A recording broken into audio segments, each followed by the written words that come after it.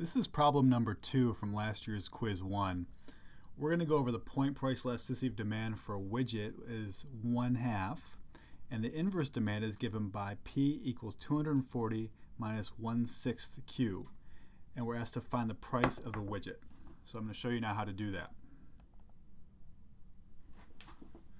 So first let's write out all the primitives we need to start solving this. So we're given that elasticity is equal to -1/2,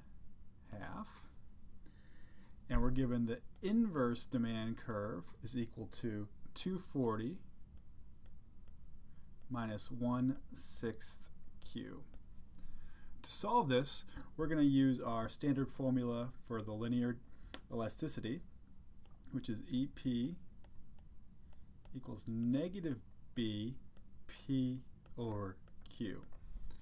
Now recall from our lecture on demand that this B here comes from the regular demand curve, not the inverse demand curve. So we're going to solve for that. We're going to find Q is equal to 240 times 6 minus 6 times P.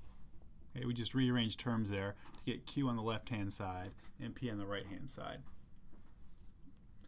So from there we can see that B is going to be -6. So we'll update our formula here. EP is equal to -6 P over Q. Now we're given that the elasticity is -1/2, so we'll put that on the left-hand side. -1/2 equal to -6 P over Q. And recall the question's asking us to find the price, which we have up here in the numerator. But the denominator we have Q, which we actually just found for in terms of P up here. So we're going to plug that in the bottom, then we'll have one equation, one unknown. We'll solve for that P. So let's go ahead and do that.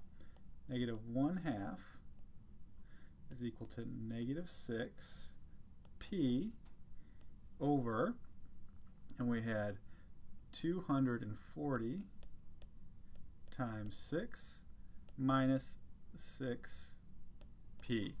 Alright, so that's everything we need to solve this problem. So let's go ahead and continue on. So just keep this straight here so we don't mix up the top and the bottom. Let's go ahead and multiply by -2 to get rid of that 2 on the left-hand side, then 1/2 on the left-hand side. So now we have 1 is equal to 12 P over 240 times 6 minus 6 P. Let's go ahead and bring the denominator to the left-hand side. So now we have 240 times 6 minus 6P is equal to 12P. Now we can solve for P pretty easily. We have 240 times 6 is equal to 18P. We just brought that over there. P is now equal to 6 over 18 times 240. That's equal to 240 over 3 equals 80.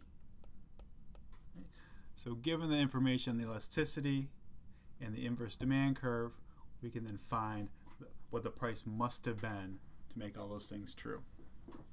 That's it now for problem number 2, quiz number 1, fall 2016.